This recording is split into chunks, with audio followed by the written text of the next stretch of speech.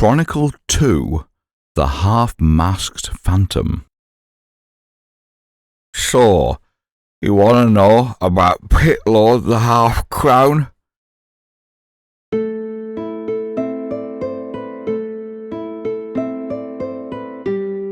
Every clephead and dust-eater in the Gap's got a story of their own about that hell-sent king. There have been stories that say he was born in the north, among the numerous dread clans that infest the barren lands. Others say he was a demonic halfling, raised by rainhounds in the Wayne Forest.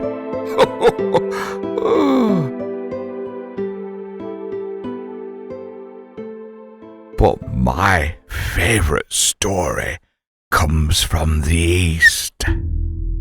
They say that decades before the War of Tongues, when Pitlord's helm still threatened with two horns, his forces came upon a small, nameless village several miles east of the kingdom of Yonder.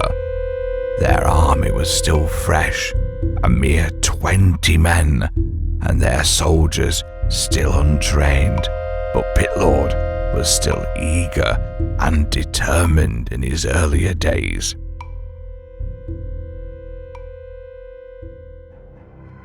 They made quick work of the humble folk, pillaged their homes for their rations, and the women. They did not rest until their bellies were filled with moulded bread and the screams of innocence. When the dust cleared, all that remained was a single boy, no older than 9, surrounded in his family's mud hut. To the depraved commander's surprise, the lad stood among the corpses of his fallen family members, unbothered. The boy reached out toward the demon, as if to ask for payment for the fallen. The devil humoured him with a twisted smile and held out his champion blade, Cripshard. The boy accepted it gingerly in his hands with grace. He unsheathed the cursed object and ran his fingers along the separated joints. The white glow between them breathed lightly. The soldiers laughed at him, and as he struggled to hold it above his head, the blade smashed through the vile commander's helm, shattering half of his mask and even more of his face.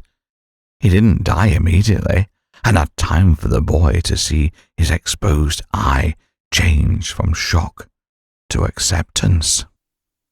His words sputtered out, "Another crown cometh," as he fell to his knees and died.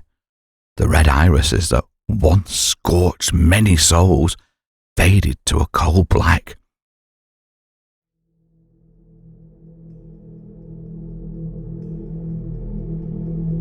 The soldiers drew their swords in panic and carefully began to circle the boy.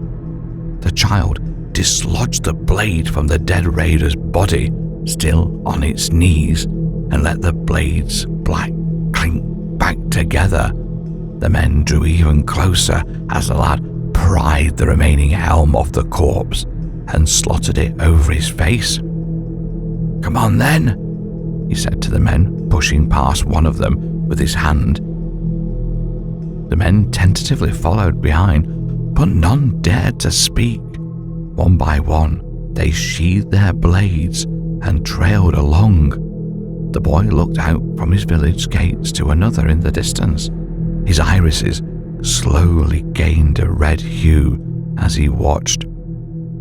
On to the next.